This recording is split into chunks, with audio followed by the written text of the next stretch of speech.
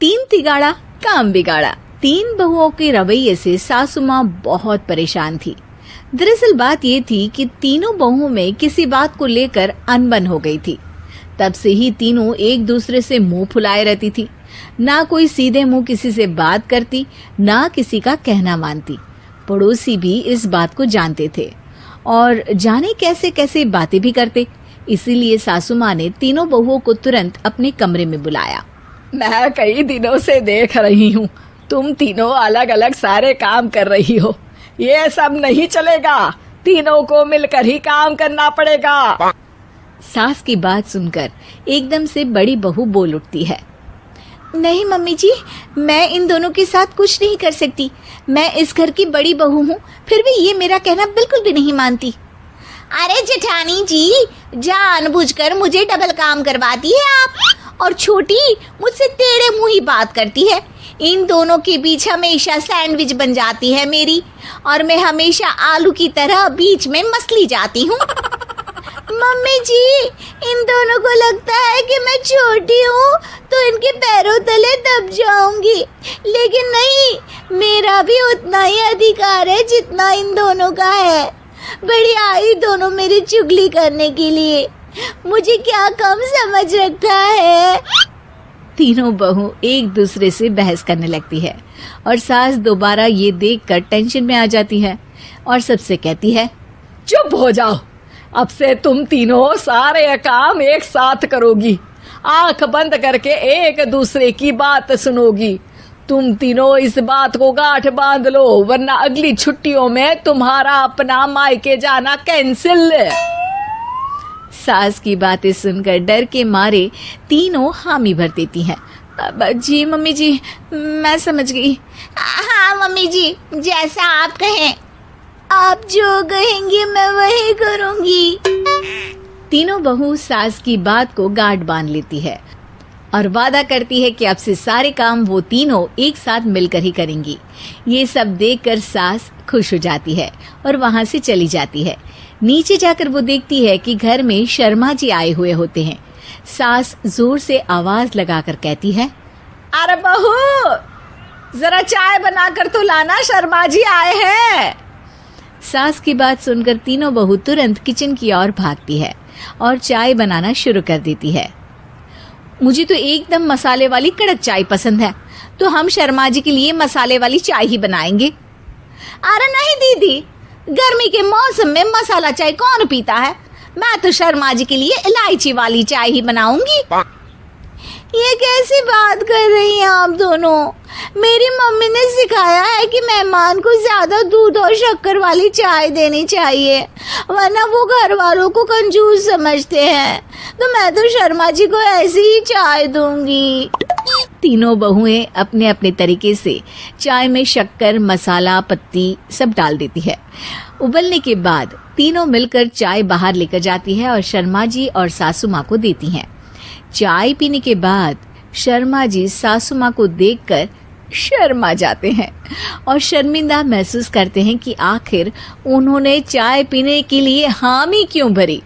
सासू माँ भी चाय पीना शुरू करती है और कहती हैं, अरे बहू, ये कैसी चाय बनाई है?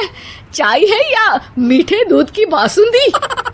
हाँ, चाय अच्छी नहीं लगी क्या? कोई बात नहीं, हम पराठा बनाकर लाते हैं। चलो चलो अंदर। हाँ हाँ चलो, हाँ आती हूँ मैं भी। नहीं नहीं, मेरा पेट चाय ने ही चौपट कर दिया, वही काफी है।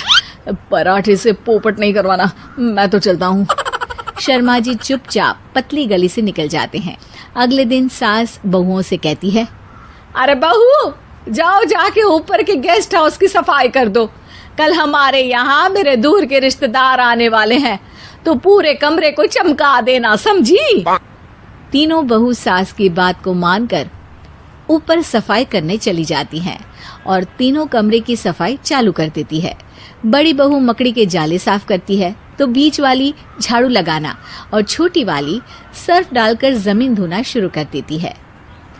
अरे दीदी, जेठानी जी, अभी मैंने पूरी फर्श धोई और आप फिर से धूल नीचे गिरा रही हैं। और मछली जेठानी जी, आप बिना झाड़ू की धूल यहाँ छटक रही हैं। अरे तीनों को साफ करना है, एक साथ सफाई करते हैं ना। अरे वही तो, हम साथ साथ हैं, घर साफ साफ है। तीनों बहू ऐसे ही काम में उलझ जाती है और 2 घंटे तक एक ही कमरे की सफाई करती रहती है। बहुत देर से अपनी बहुओं को ना देखने के कारण सास ऊपर कमरे में उन्हें देखने जाती है, लेकिन कमरे में घुसती ही वो गीली फर्श पर फिसलने के कारण नीचे गिर जाती है। ओरी मोरी मैया, हड्डी मरोड़ के रख दी। आए मेरी तो कमर ही टूट गई रे। तीनों बहुएं सास को उठाती हैं और बिस्तर पर सुला देती है। अरे मेरे हाथ पैर दर्द कर रहे हैं, दबा दो, आराम मिलेगा। हाँ जी माँ जी। अरे जी माँ जी माँ जी। और तीनों बहुएं एक साथ सास के हाथ को दबाना शुरू कर देती है। माँ की तो चीख ही निकल जाती है और नतीजा ये होता है कि सास के बचे हुए शरीर में भी दर्द उठ जाता है। हाय राम, ये क्या कर दिया तुम तीनों ने। अरे मेरी तो किस्मत ही फूटी है कि तुम जैसी बहुएं मुझे मिली। हे भगवान, पूरे शरीर में दर्द बढ़ गया है। अब तो पता नहीं कि चल भी पाऊंगी या नहीं। माफ करो, मुझे गलती हो गई मुझसे कि तुम तीनों को एक साथ काम करने के लिए बोला। सोचा था तीनों मिलके अच्छे से काम करेगी, लेकिन बड़े बुजुर्ग सही कहते थे कि 3 तिगाड़ा काम बिगाड़ा। तुम लोगों ने ये बात ना आज साबित करके दिखा दी। तुम तीनों को तो समझाना यानी मानो भैंस के आगे बीन बजाना है। तुम्हें अकेले अकेले काम करना है ना, तो अब से तुम अकेले ही अपना अपना काम करो। तीनों बहुएं वहां से जाने लगती है। अरे कहाँ जा रही हो? आप ही ने तो कहा कि अपना अपना काम तो मुझे मुल्तानी मिट्टी लगानी है। अरे मुझे भी तो नेल पॉलिश लगानी है, मुझे ना मेहंदी लगानी है। सास अपना सर पीट लेती है और कहती है, अरे मुझे भी लगाना है कुछ। क्या माँ जी? क्या माँ जी? क्या माँ जी? तुम्हारे घर वालों को फोन तुम्हारी हरकतें बताने के लिए।